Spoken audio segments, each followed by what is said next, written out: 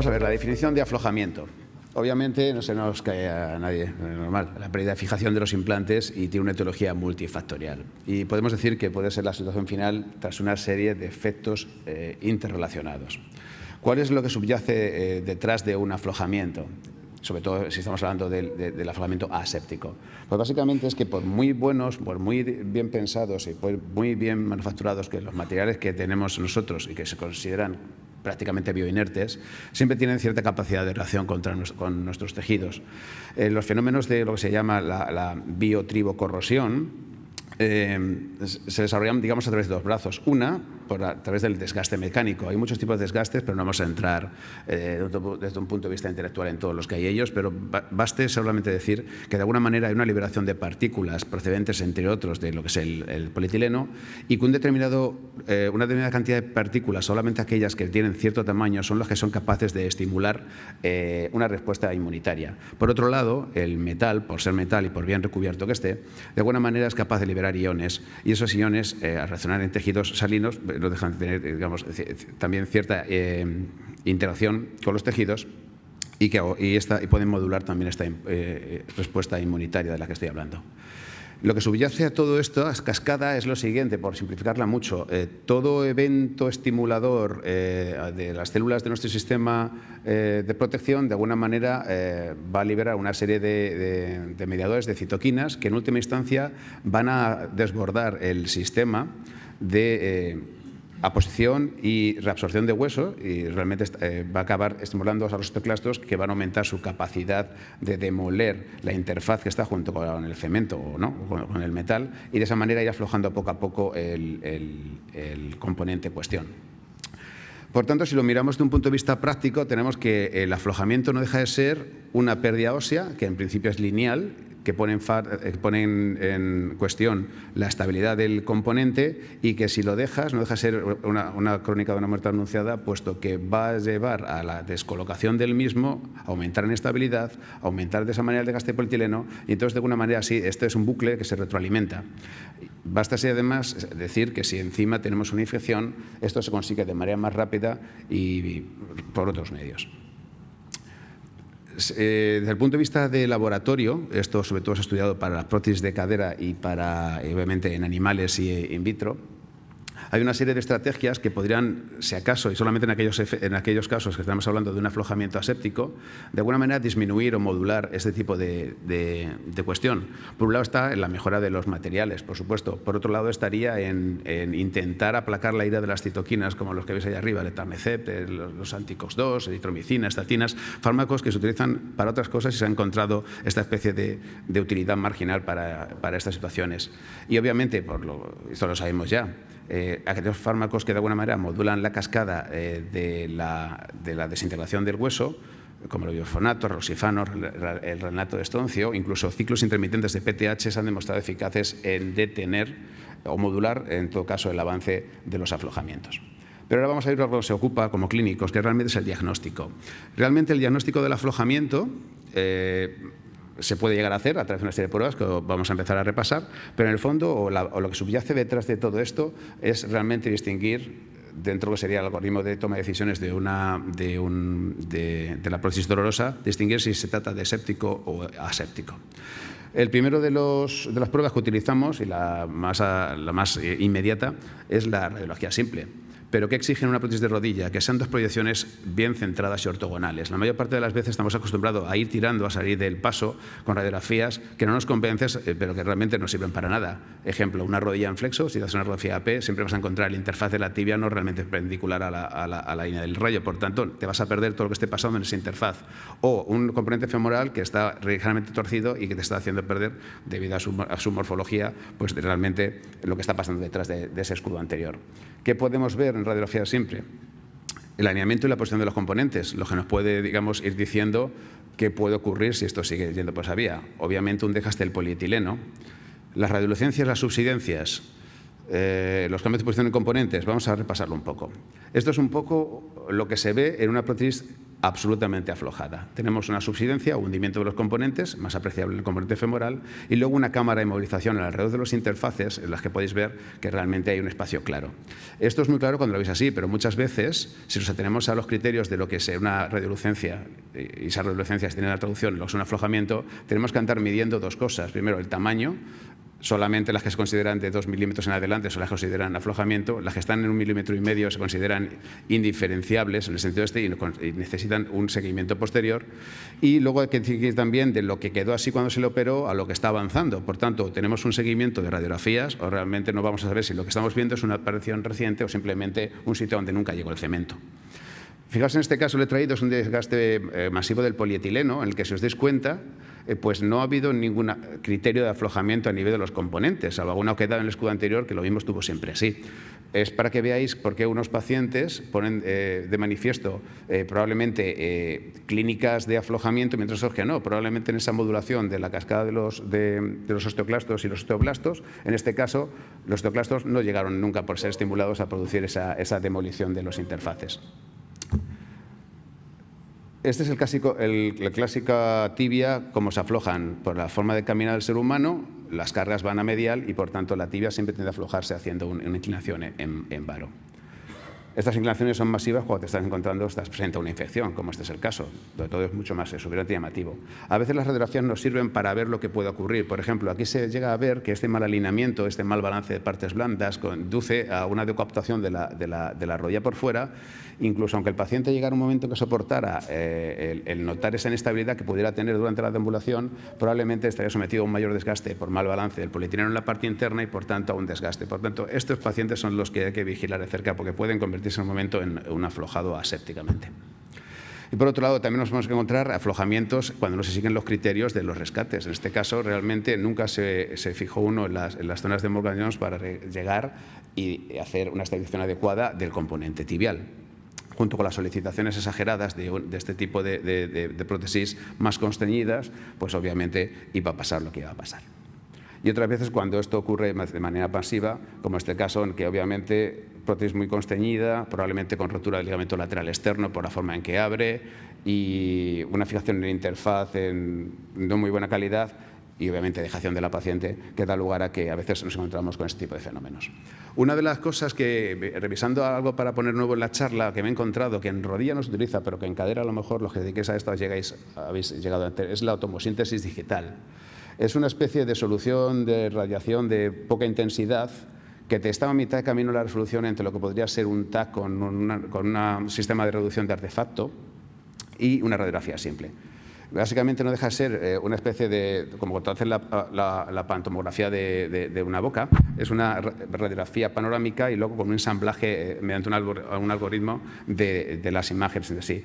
De hecho, me he dado cuenta que en la clínica lo han comprado para colocar los tornillos pediculares. Es un aparato, un arco portátil que da la vuelta y sirve para que los que están operando columnas sepan en todo momento si lo han colocado bien. Un mini TAC de quirófano, en definitiva.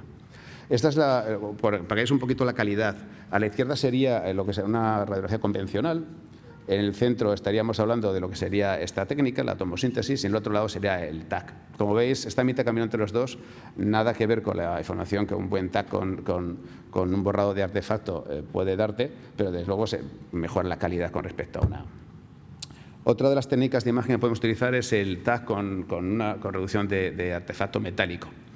¿Qué es lo que se puede ver en él? Pues obviamente, si las prótesis están mal rotadas, te puede justificar porque tienes dolores femoropatelares y demás historias que no puedes ver por otros medios.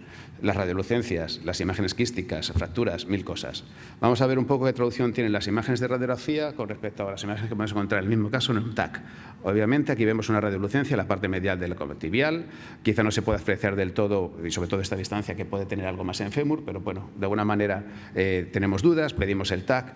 Cuando este TAC lo pedimos con este tipo de protocolos, pues obviamente luce mucho menos, encontramos mucha menos diferencia entre lo que sería lo blanco del metal y lo oscuro del hueso, que a veces simula un falso interfaz de aflojamiento, y deja claramente diferenciado que también en el fémur pues, había una cámara de movilización bastante importante. Otra vez nos sirve para ver estos grandes defectos que nos encontramos, que son granulomatosis, la enfermedad de las partículas, que es como nos le gusta informarlo a nuestros radiólogos, a varios niveles, y ver realmente si dentro de este contexto el implante sigue estando fijo o no. ¿Qué podemos decir con respecto a la resonancia? La resonancia magnética también tiene su cierta utilidad. Hay hoy en día como dos especies de protocolos en función de quién es el propietario de los mismos. El SEMAC, ahí tenéis el acrónimo, lo que significa, y el MAVERICK, que es el que utilizamos en la clínica, porque utilizamos cosas de General Electric. ¿Qué puede ver una resonancia con respecto a un TAC? ¿Para qué? ¿Qué pretende detectar? Desde el punto de vista práctico, yo lo uso y sobre todo donde más te viene bien es de descartar, digamos, acúmulos infectivos. Vamos a dejarlo ahí. Todo lo demás es bastante operador dependiente y no termina de gustar la forma en que se redactan las cosas, porque muchas veces tienes muchos edemas dentro de la meseta tibial que realmente, o zonas donde en principio según una radiolucencia y que puede ser simplemente zonas donde realmente nunca se hizo bien el trabajo. Esto se traslada al informe de una manera que cuando el paciente viene ya como un Miura a la consulta y bueno, ya hemos conseguido que los radiólogos sean un poquito, que maticen un poco más los informes. Pero bueno, ¿qué se puede ver? Una membrana fibrosa a nivel de la interfaz, se líquido de la interfaz y obviamente osteosis e infección.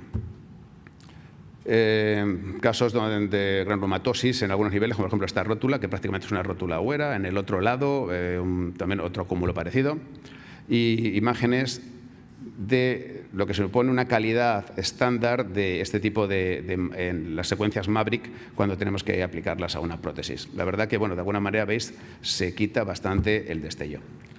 Ahora bien, vamos a intentar comparar cuánto mejor es una resonancia magnética para detectar un aflojamiento con respecto a una radiografía simple. He encontrado este artículo y ahí tenéis las cifras. De alguna manera, lo que si os dais cuenta, a nivel patelar sí que es verdad que la resonancia magnética puede decir algo más frente a las radiografías y por el contrario, parece que en la resonancia magnética, cuando estamos hablando de cosas en el fémur, la sensibilidad ha bajado con respecto a la radiografía. Pero bueno, estas son cifras que pueden estar continuamente variando de artículo a artículo. ¿Debemos meter en nuestro armamentario diagnóstico la resonancia magnética de rutina cuando estamos atendiendo a un paciente con una prótesis dolorosa? Pues luego en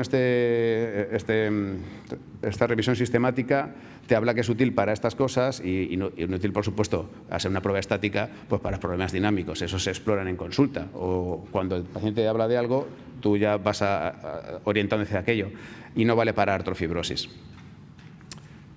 La verdad que no tengo demasiada experiencia en la medicina nuclear porque la he ido dejando a lo largo de décadas y bueno, pues a veces puede tener cierto valor en ciertos momentos, pero hay que también tener cuidado y que quien te la informa sea alguien que realmente sabe de lo que está hablando. Sabéis que es el recurso del que ya no sabe hacer nada para ver si pilla algo y es el clásico recurso del que se queda cubriéndote en verano para que cuando venga ya le vea hasta la prueba al paciente y así, en fin, me lo quito de encima. Se trata simplemente de una serie de marcadores que tienen una serie de vida y que, de los que se registra su captación en función de a qué se les fija. Si queremos ver hueso, si queremos ver infección, lo que sea. Y luego una segunda parte, que es el rizal rizo que se hace en la actualidad, que es con el PET y con el SPECT, que lo que se trata simplemente es de hibridar técnicas. Es decir, la típica escintigrafía que se hacía antiguamente se va y se superimpone sobre una imagen de TAC, incluso de resonancia magnética, y a base de experimentar con ciertos radiotrazadores y ciertas sustancias, pues obtienen mayor o mejor fiabilidad. Esta es la típica clásica que se pedía. Tenéis que tener en cuenta que no se pueden pedir, sobre todo los más jóvenes, pedir este tipo de pruebas en un paciente por debajo del año, obviamente no vale para nada. Estas son captaciones del mismo paciente a la izquierda cuando lleva 6 meses. Se le pidió porque le dolía mucho y no aguantaba, y por el otro lado, cuando llevaba el año ya estaba perfecto. Son prácticamente, captan las mismas zonas. Lo que pasa es que no he podido obtener los APs en los dos lados. Y por tanto, incluso hablando con gente que se dedica a esto, dice incluso hasta 2 años después puedes ir cantándote la típica gamografía de tecnecio, con lo cual la utilidad obviamente es relativa. Vale más por lo que no capta que por lo que está captando. Imágenes de TAC procesados, ultraprocesados, de tal manera que te pueden valer incluso para ver qué alineamientos tienes, qué rotaciones has metido. Imágenes clásicas de SPECT-TAC donde realmente puedes llegar a ver si lo que estás encontrándote es un aflojamiento, como es el caso de la imagen que hay a la derecha y abajo, y otras que, según el trabajo donde lo he obtenido, hablaban de cómo podía llegar a hacer cambiar el criterio de revisión que tenía el cirujano, puesto que en arriba a la izquierda se trataba de un pinzamiento de la rótula no sustituida contra los componentes. Es decir, que se trata de unas pruebas funcionales que al meterlas o hibridarlas junto con pruebas de imagen te dan un poquito más, te amplían más lo que sería el sentido de pedir una gamografía antigua a los pacientes. Entonces, ¿qué pasa? Y esto ya me estoy metiendo más en lo que sería una prótesis dolorosa. Está claro que el paciente con una prótesis dolorosa, cuando llega a la consulta, lo único que hace es que te vomita todo lo que le está pasando y tienes que poner un poco de orden. Entonces, la anamnesis la tiene que dirigir el traumatólogo y establecer una serie de órdenes en los que pedir las cosas o preguntar las cosas. Primero, hubo problemas en el postoperatorio inmediato, problemas con la cicatrización, se inflamó mucho, no te controlaron el dolor. ¿Cuánto tiempo estuviste ingresado? ¿Hiciste la rehabilitación bien en tiempo y en forma? ¿Cuánto tiempo estuviste libre de síntomas y luego si te aparecieron los síntomas, cómo te aparecieron, si progresivamente o no? Esto implicaría comienzos abruptos de un problema que siempre estuvo desde el minuto cero o cosas que fueron sobrevenidas. Y, por supuesto, ¿dónde duele? Si te mejora con el reposo, ¿con qué frecuencia te duele? Casi todos los pacientes, muchos pacientes durante los primeros 6 meses lo que les duele es básicamente haber hecho mal las cosas, en general, desde no tomar calmantes porque son malos para el hígado y para el riñón, o encontrarte con fisios, que es una lacra, porque a través del mundo en el que yo me muevo, que es la privada, si no pagas no te tratan, es así de claro. Entonces, bueno, ¿cómo podemos organizar esto dentro de un árbol de toma de decisiones? Una forma de pensar, vamos a decirlo. Cuando sospechas un aflojamiento, y esto vale también para las prótesis dolorosas, tienes que pedir por lo menos una analítica sanguínea que contenga un recuento, una velocidad de sedimentación, una PCR. Puedes pedir más marcadores de inflamación, sí, pero bueno, estos son los básicos y los clásicos. Ahí podríamos estar hablando de cuáles son los mejores marcadores, si hay que pedir muchos más o con esto nos valdrían. Y, por supuesto, no te contentes con radiografías simples si no son ortogonales y alguna hazla en carga.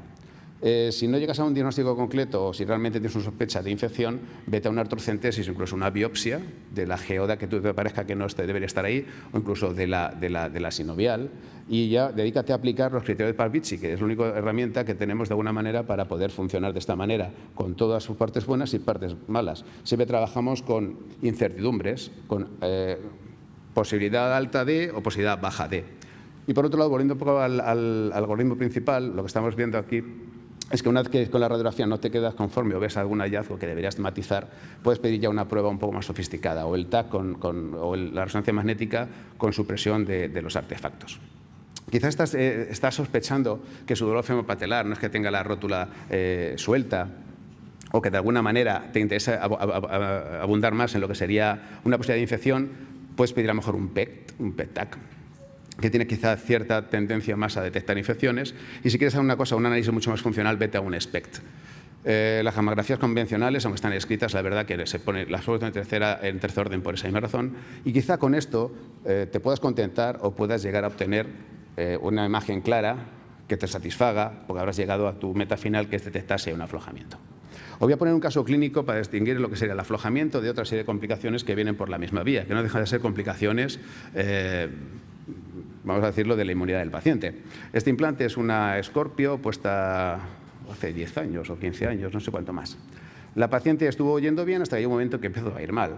Las radiografías simples, hablamos de la derecha, pues parecía que había una especie de bocadito, reabsorción en la parte interna, como podéis ver, y algún otro detalle.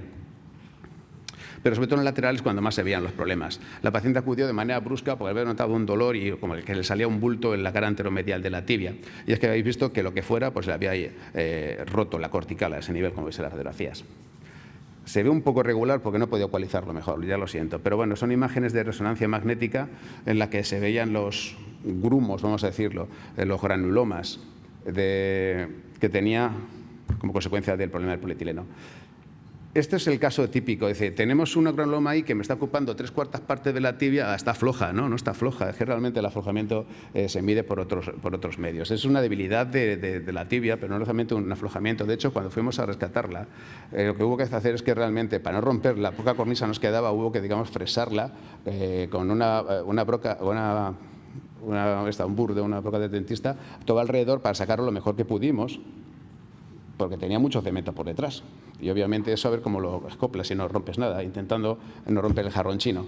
Y obviamente volvemos a esto. No me voy a meter en nada porque ahora vienen los compañeros hablando de cada uno de los temas al respecto.